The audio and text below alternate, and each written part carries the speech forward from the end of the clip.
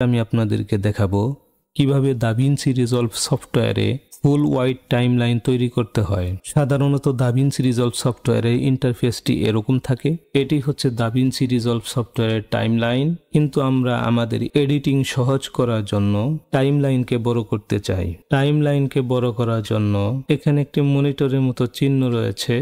এখানে যদি আমরা ক্লিক করি তাহলে আমাদের টাইমলাইনটি বাম দিকে বড় হবে এবং ইফেক্ট অপশনটি চালু করলে এখানে ইফেক্ট দেখা যাবে। মিডিয়া পোল যদি চালু থাকে তাহলে মিডিয়া পোলও দেখা যাবে। ডান দিকে যদি টাইমলাইনটি বড় করতে চাই তাহলে ডান দিকেও উপরের দিকে একটি মনিটরের মতো চিহ্ন রয়েছে। এটি যদি আমরা ক্লিক করে দেই তাহলে আমাদের টাইমলাইনটি ডান দিকেও বড় হয়ে যাবে। আর টাইমলাইনটি যদি বড় হয় আমাদের এডিটিং সহজ হয়ে যাবে। তো আশা করি আপনারা বুঝতে পেরেছেন কিভাবে দাভিন্সি রিজলভ সফটওয়্যারে টাইমলাইন বড় করতে হয় আমাদের এডিটিং সহজ করার জন্য। ওকে, এই ছিল ভিডিও।